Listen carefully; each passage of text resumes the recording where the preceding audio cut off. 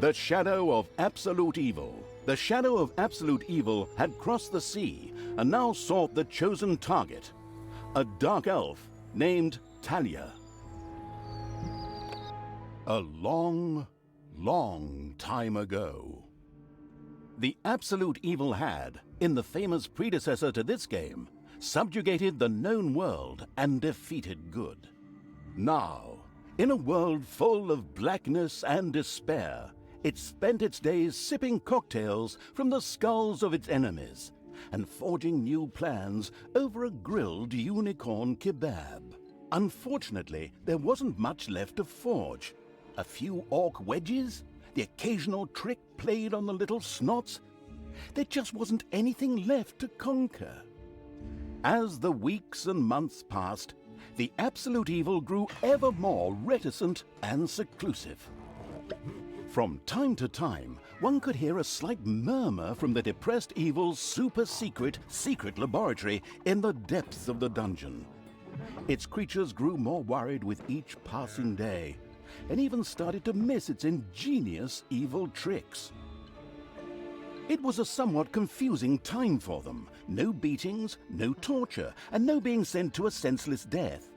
On the other hand, it was a rather nice change.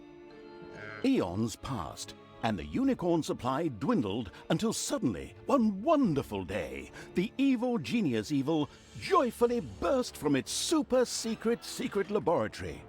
It finally had a new goal.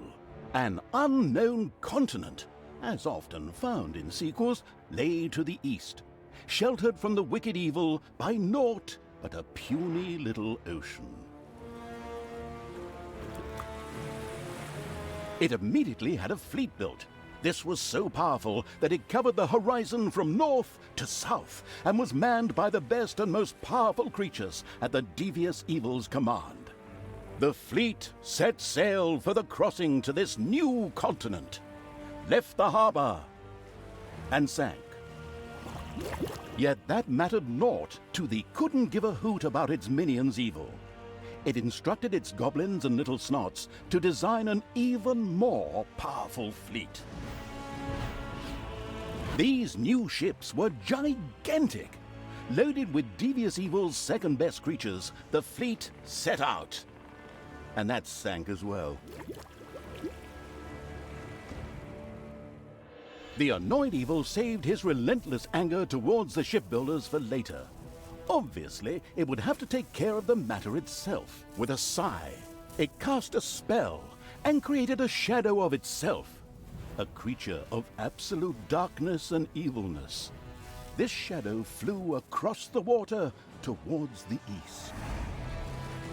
There, it would find a vessel, a corruptible being that would subjugate this land in the name of evil, and the shadow had the perfect target in mind.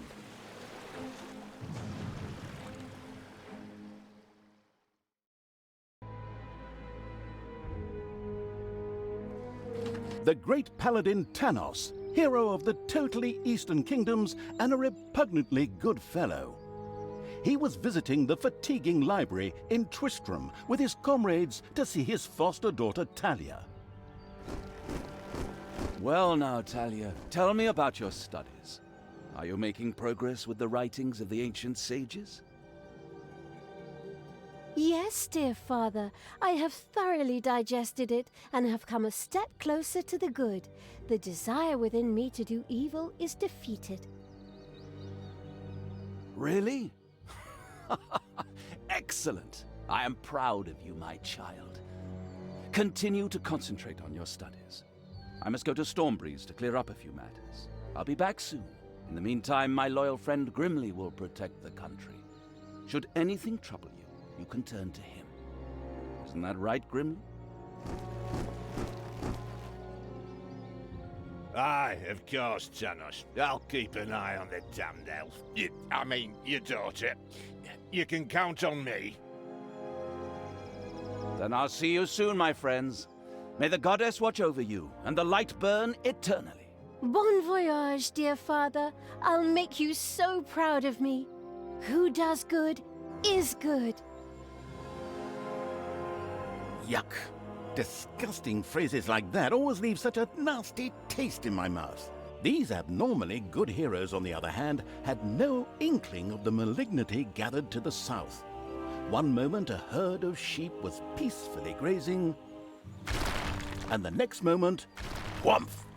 With a fulminant explosive effect that ate up half our special effects budget, the Shadow entered the world. His target, a dark elf caught between good and evil, was very close. As the shadow of the unspeakably evil moved through the world, all around it died. Plants withered. Animals perished. Sort of like a picnic with my family.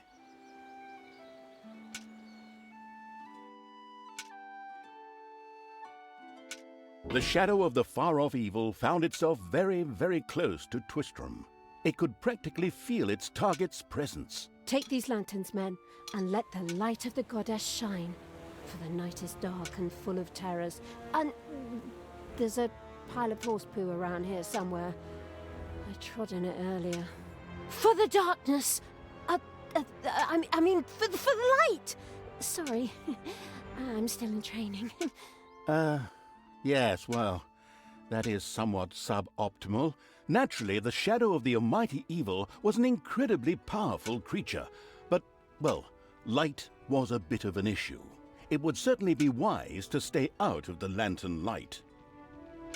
The shadow reached the entrance to Twistram.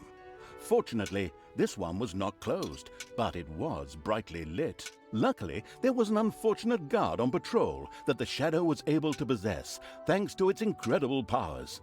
As long as it wasn't in the light. What was that? I think there was something wrong with that last beer. Unfortunately, the shadow's possession only lasted a short while before the guard was able to free himself. Still, it was long enough to get past the gate. The shadow's target was close, so close. Talia, the dark elf. Soon she would fight on the side of evil. May the goddess be with you, my friends. It will soon be time to open the orphanage in the fatiguing library. Come to the big square and join in the festivities. Well, I don't know. I had actually kind of planned to spend the evening in the bathhouse. Friends, this orphanage is very important to my father. Tanos, you know, the mighty paladin, the one you really don't want to offend. Yeah, all right, we'd love to come. Excellent! May the light of the goddess shine upon you, and let us experience this exhilarating spectacle in the big square together. Follow me, my friends, for evil, the light, I mean. Keep the light burning bright, for the night is dark and full of terrors or errors or something like that.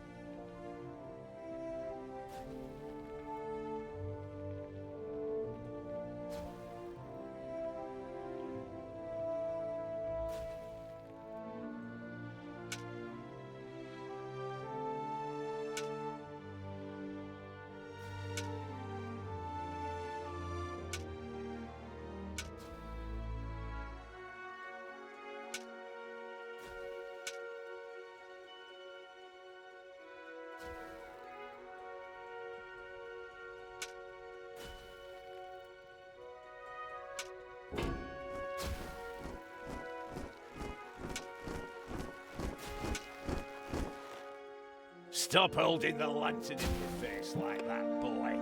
I am Grimly, King of the Dwarves, and I am used to the cold, dark tunnels under the mountains. I have no need of any stupid lamp shining into my eyes. Now I'm stuck.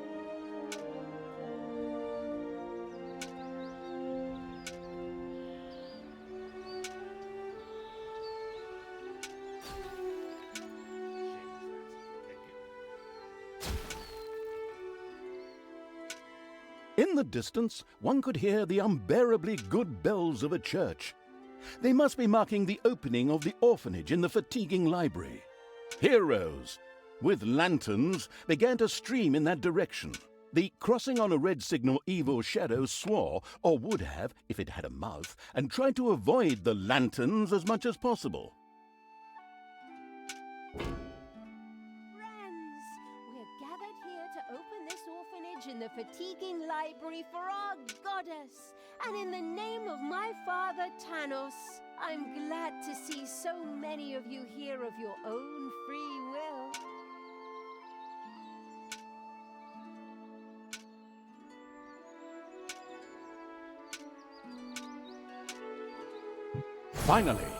Finally, the time had come, and the shadow of the passes in the slow lane. My dear father would be very proud were he with us today. He would be overjoyed to see us give the young and the needy a place to live and thrive. That's why I'm happy to take this orphanage and destroy it utterly, and all of you with it. What did she say? Die! I'll tear you to pieces. I feel the power within me. It's over 9,000! Unimagined powers surfaced in Talia. The black magic of the Dark Elves. She immediately began to unleash these powers of chaos upon the world.